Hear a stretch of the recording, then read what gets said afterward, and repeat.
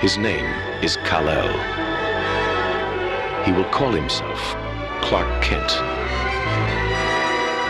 But the world will know him as Superman.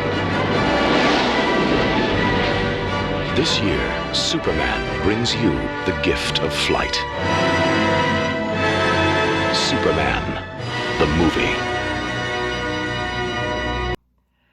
Hello guys, welcome back to my channel. I know it's been a while since I've done an actual review. I mean, the last video that I posted, review wise, I did a review for Blade. That was for my birthday, and of course I did my VHS collection, and I had a lot of fun with that. But I decided to do a DC month leading up to the Snyder Cut of Justice League, which you are very excited about. So I decided to first start this off with Superman, directed by Richard Donner, and stars the amazing Christopher Reeve as the Man of Steel. And honestly, he had to make the role his own, and it's hard to imagine anybody else pulling off this performance as well as he did, because we can all agree that no matter who they get to play Superman, we all think that Christopher Reeve was the definitive version of Superman. He is perfect. Yeah, he definitely was. And I remember first watching this on a VHS tape when I was 5 years old. I mean, it was one of the first few superhero movies that I watched on a VHS. I mean, this along with Tim Burton's Batman and also Sam Raimi's Spider-Man, believe it or not.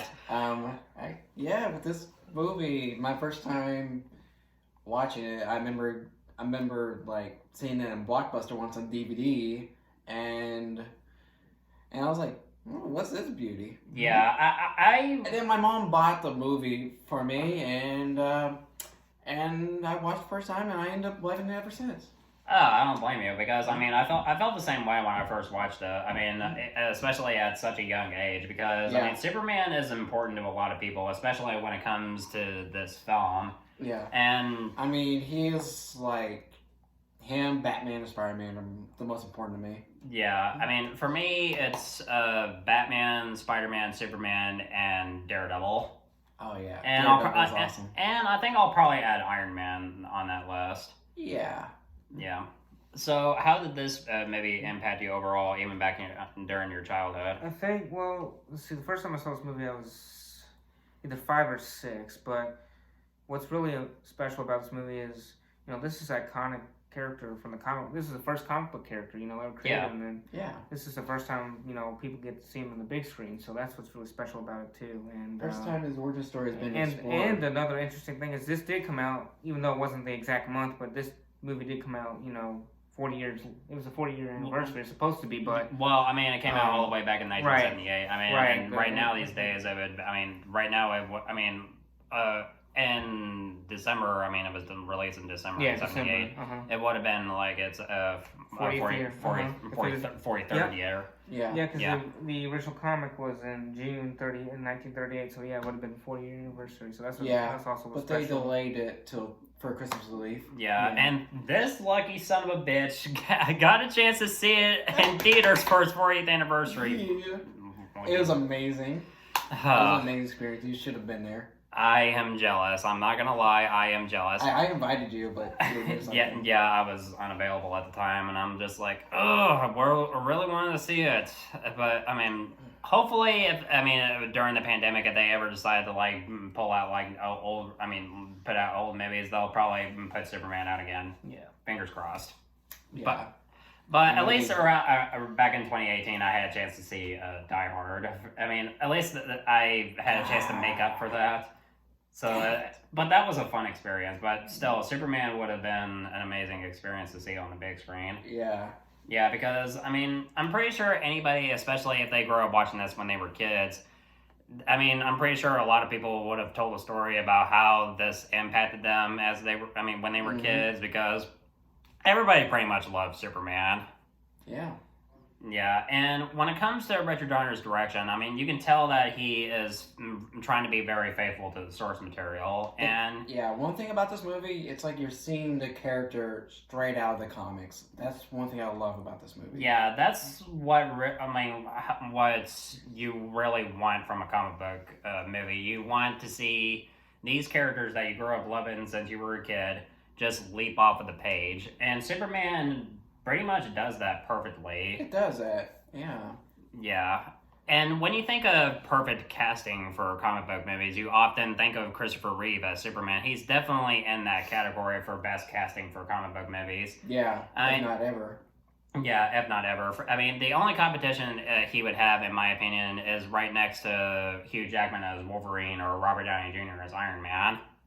Yeah, or Charlie Cox as Daredevil. Charlie Cox as Daredevil, yeah, definitely.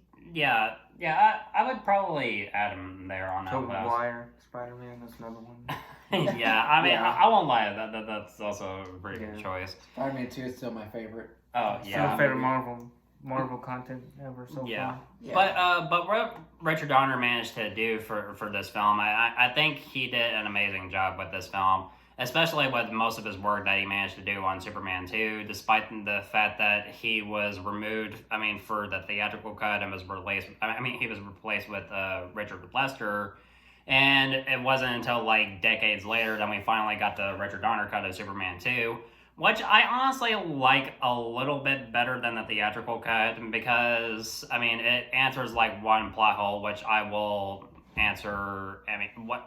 I'll get into that when I do a review for Superman 2, which I cannot wait to talk about because I think that Superman 2 is an amazing sequel. I still think it's a very faithful sequel.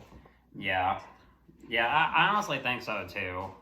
Yeah. So if you have not seen the film by any chance, and I really think that you should, this video is of course going to contain spoilers, so if you have not seen it, and I think you should, that is your warning. Now the film's opening alone is just amazing, especially, we see the kid reading the Action Comics comic book, and then we get the amazing John Williams score. Yes. When you hear that theme, it just screams Superman because honestly, I think that's... It instantly pulls you into the movie. Yeah, when you... right after the Superman album disappears, that's when the score gets very epic. Yes. Yeah, and honestly, I think it's one of the... it's definitely one of John Williams' best. Probably top 3 for me, right next to Star Wars and... possibly, I'm honestly split between Indiana Jones or Harry Potter. Or Jurassic Park. Jaws, or E.T. Yeah, because, without John's music, this film would not have worked. And it came out, he was doing this around the time where he was at the peak of his success, mostly after Jaws and of course, Star Wars. Yeah. Yeah, I think that, they were like, who should we get for the music? What about the guy who did Star Wars? Yeah, he is the best choice. It's just a shame that he did not win an Oscar. He was at least nominated. Right. So, he was at least nominated, so I'll get that a pass. Okay. At least he was nominated. Yeah. Also, I did see, a John Williams concert in person, and unfortunately, why didn't they do this thing? Yeah. Oh, that frustrates me just a little bit to this day. Yeah. And the film's opening where we see Krypton, the look of Krypton alone, I think, is amazing. Oh, yeah. Yeah, and we see Jor-El, played by Marlon Brando, about to send General Zod and his cronies to the Phantom Zone. And I like that it's shown as, a mirror that, floats through the vastness of space. That's how it's, been depicted, over the years, because if you read the comics...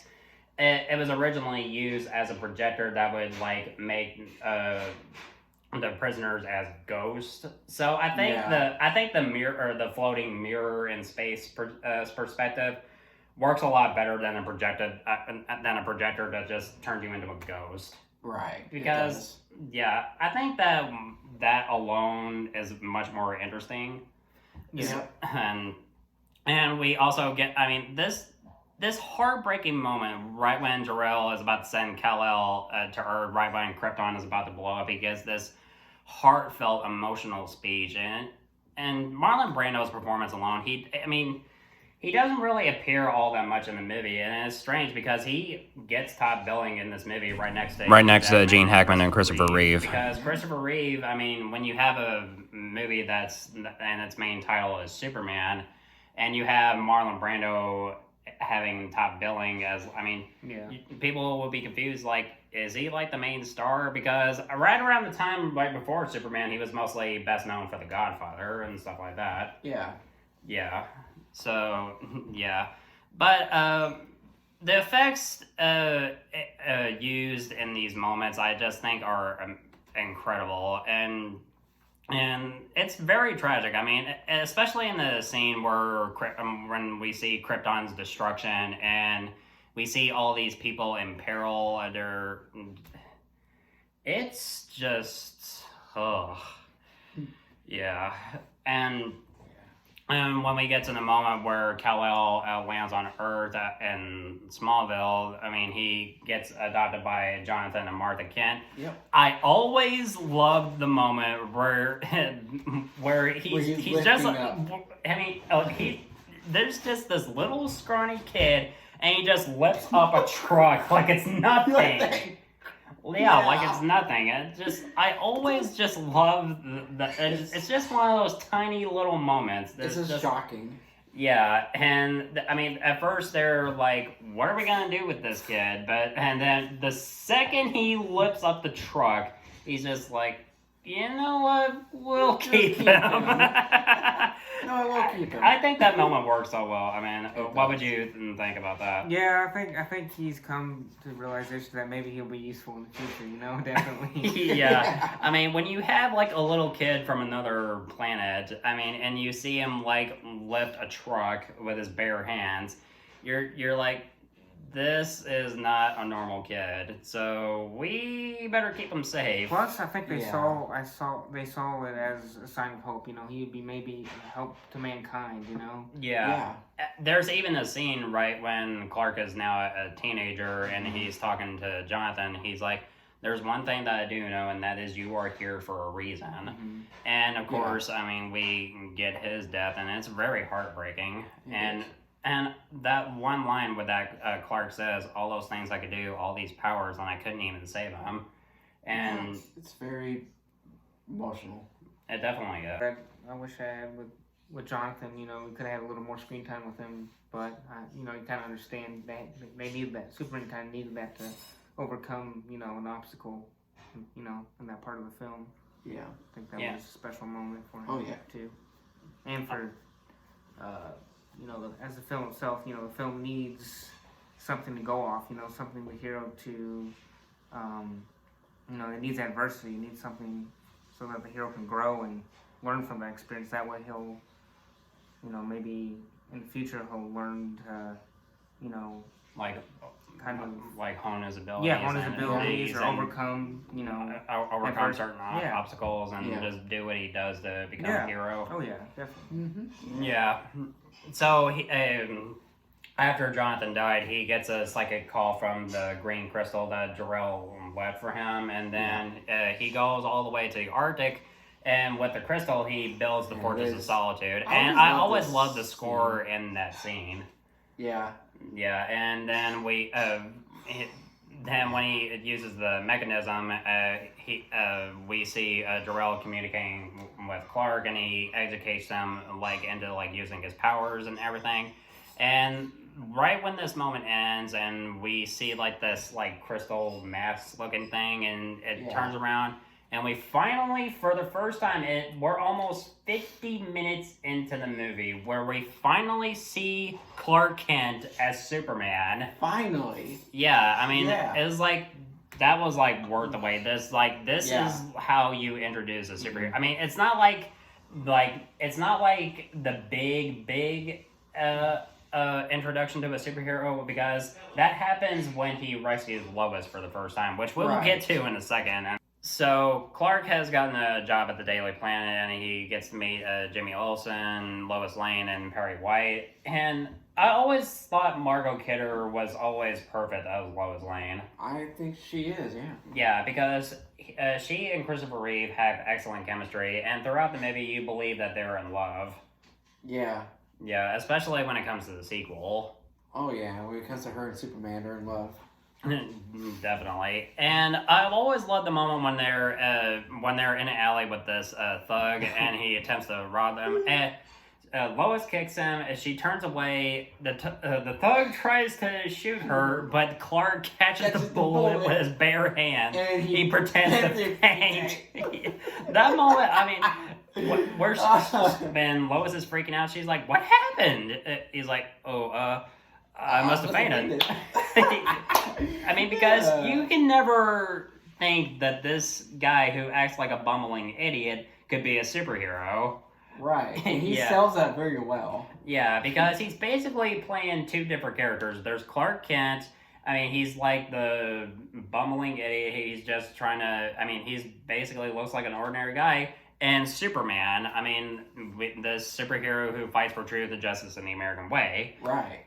And when we get to the scene where he uses his powers for the first time and to try to save Lois because, this accident happened with her helicopter. Yeah. And he swoops in and... Well, before that, I mean... Well, right before he swoops in, we get the classic Superman shirt rip, which still works all these years later. He gets into the revolving door. At first, he was originally going to change into the phone booth, which is what they did in the cartoon. And the comics. Yeah, in the comics. I mean, but I mostly remember from the cartoon, from the 40s cartoon, because, I mean... It's a job for Superman. Yeah.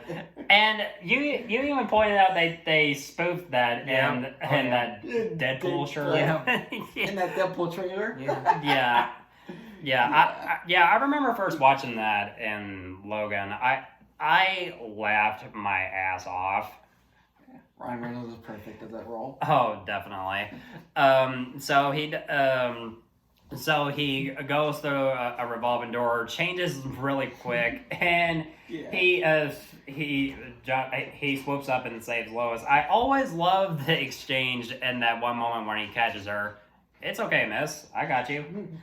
You got me. Who's got you? Oh, I remember you watched when we were watching the film. You were like, "This movie. I mean, this movie does have its moments of cheese, but it's good cheese." Yeah, and I think it works really well. I mean, because this is a movie that came out in the 70s. Yeah.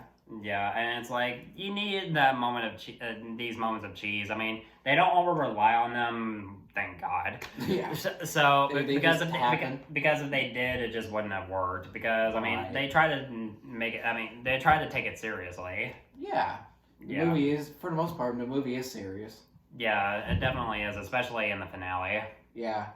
I mean, for the longest time, this movie is the gold standard for superhero movies. Yeah. Till The Dark Knight came out. Well, mostly when it came to The Dark Knight and, of course... Spider-Man 2 and X-Men. Mostly set this gold standard for superhero movies. I mean, there was mostly Superman, and then there was The Dark Knight. And next to Iron Man as well. Probably so. Because, I mean, that kept off in a humongous franchise. Yeah, that started, in 2008, the same year as The Dark Knight. Definitely. And now about the Superman. Yeah. So right after he saves Lois, and then we get a montage of him doing various heroic deeds. I mean, he stops a thief. What he does, he just hangs on the side of a building. He's just like, "Hi there, something wrong with the elevator?" And the thief just falls. He flies down, saves him, and then the guy who's just working in the building, he turns back and he's like, "Nah." Yeah. That was one of those good moments of cheese. Oh yeah, it definitely was. Then we get the scene with the robbers, and it almost kind of hints that, during this one action sequence, it almost kind of hints what Richard Donner could do with the Lethal Weapon movies, which I am a fan of, especially the first two, because the first two I really love. I mean, Richard Donner did an amazing job with those movies, mostly the first two, mostly when it comes to his direction, and of course the amazing performances from both Mel Gibson and Danny Glover. And of course, when it comes to this moment in Superman, he just pops up on the boat, and a thug tries to hit him with a crowbar.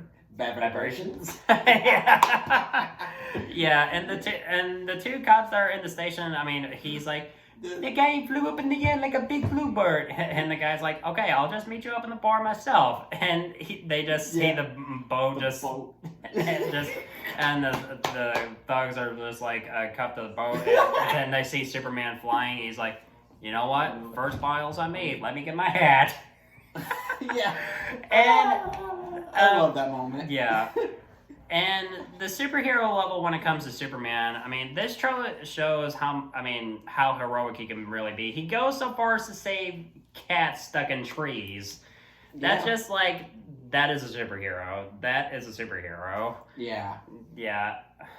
That's just like, and and the moment where he rescues Air Force One. I mean, you mentioned the one moment right when the lightning struck the engine. I mean, just like, shouldn't them all of them like maybe died from that? Yeah, on impact. Yeah. I think they should have died on impact from that. Yeah, I mean, the whole plane should have exploded.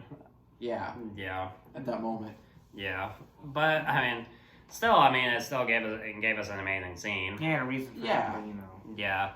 And when it comes to the film's romance between Superman and Lois... It's beautiful. It's beautiful, especially the one scene with them flying across Metropolis. And the score in this scene is just very beautiful. This is some of the best work that John Williams has ever done in his career.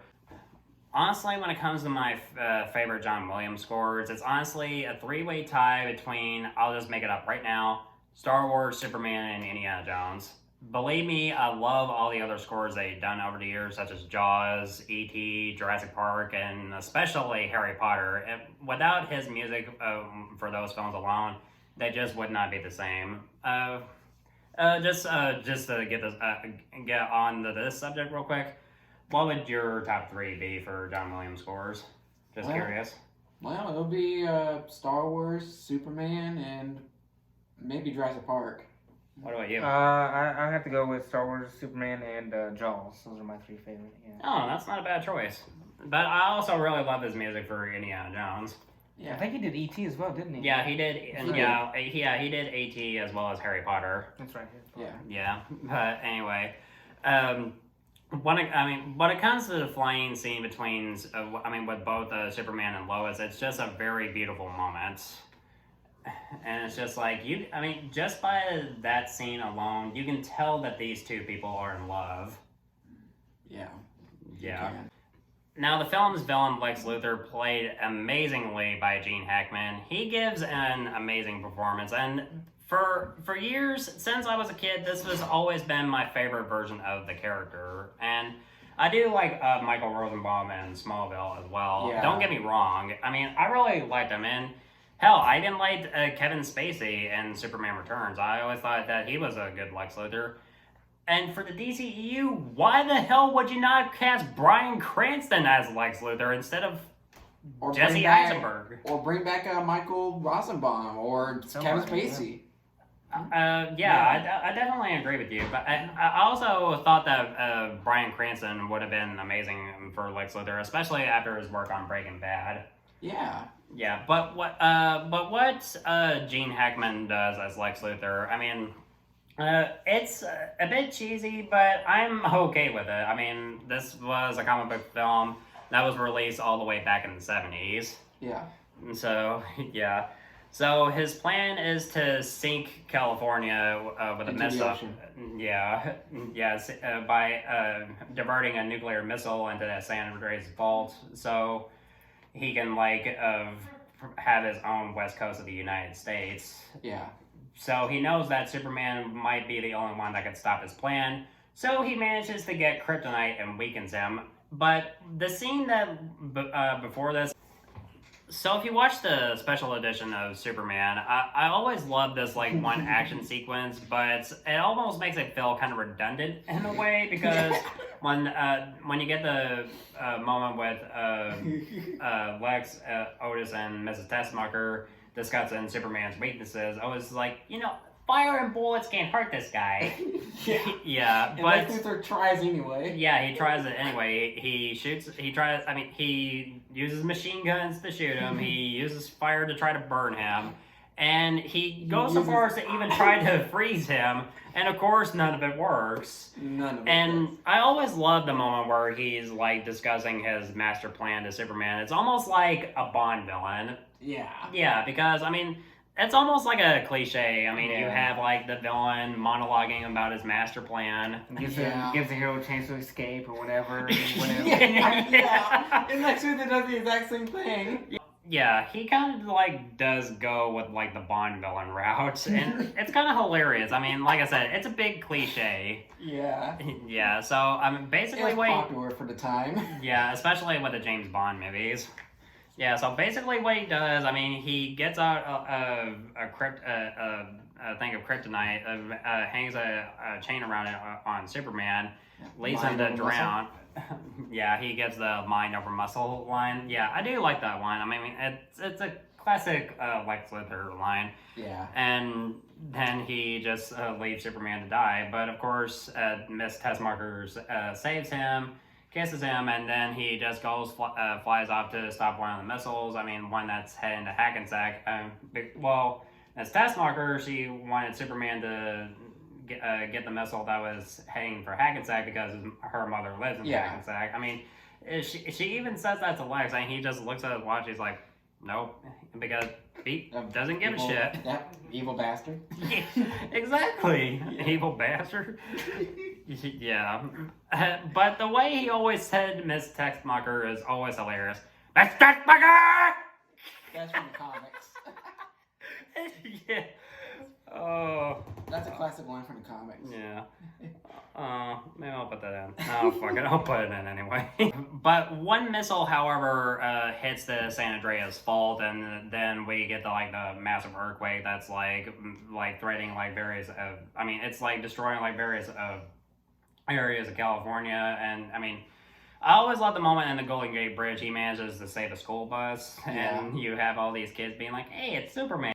So he manages to also save Jimmy Olsen from falling off of the dam, and he manages to stop the water from flooding a city, and he thinks that, like, all right, job's done, but he forgets one thing. Lois. One important thing to his life. Lois. Yeah. And, I mean, because she gets trapped, and then she dies.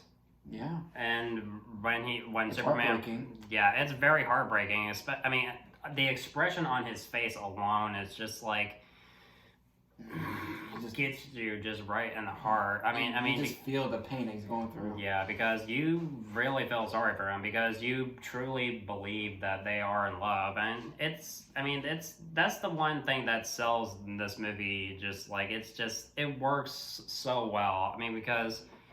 Like I said, the expression on his face alone is just like, you can buy that. I mean, that is heartbreaking. Yeah.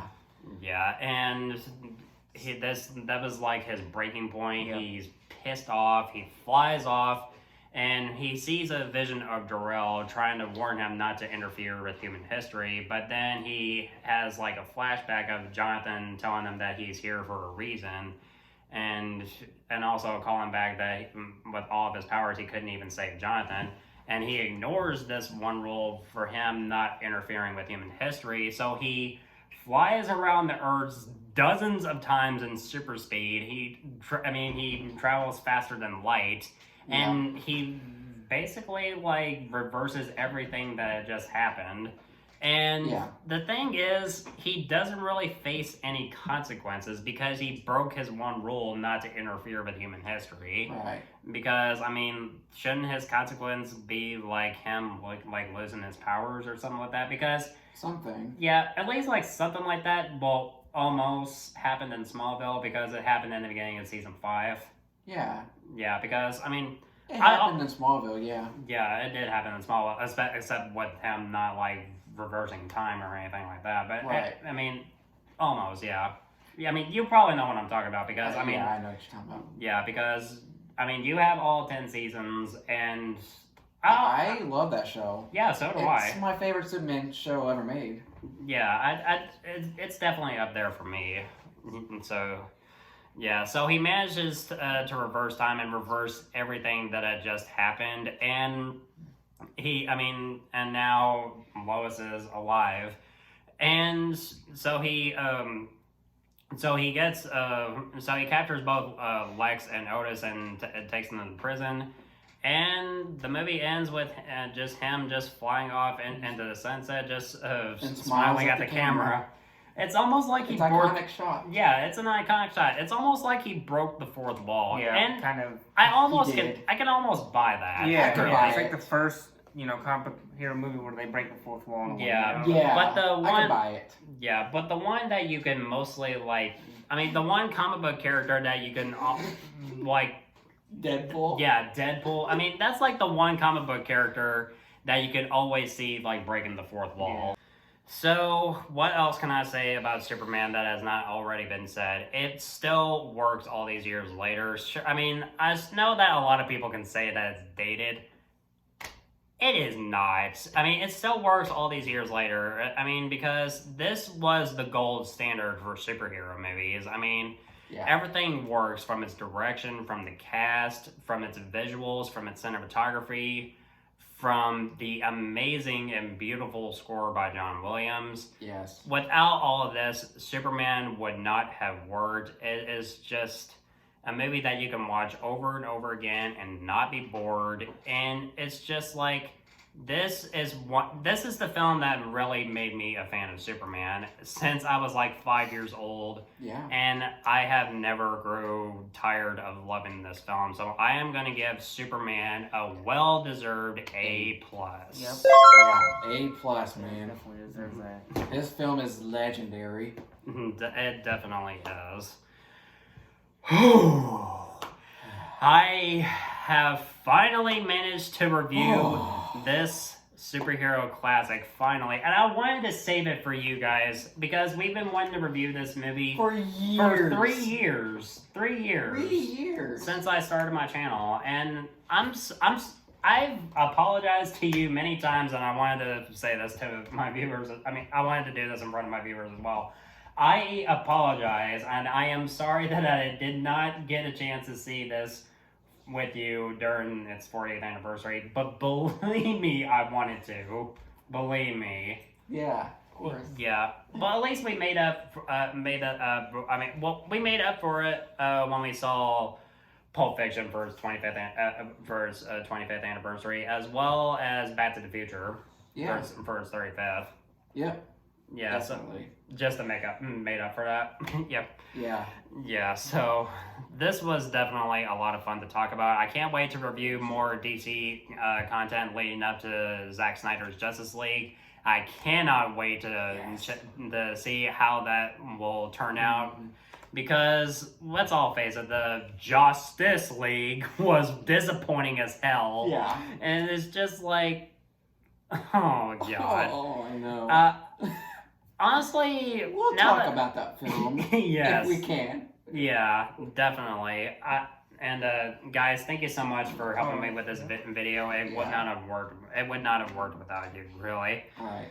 And guys, thank you so much as always for watching. I'm looking forward to doing more videos really soon. If you want my thoughts on older new movies, of course, you know where to find me.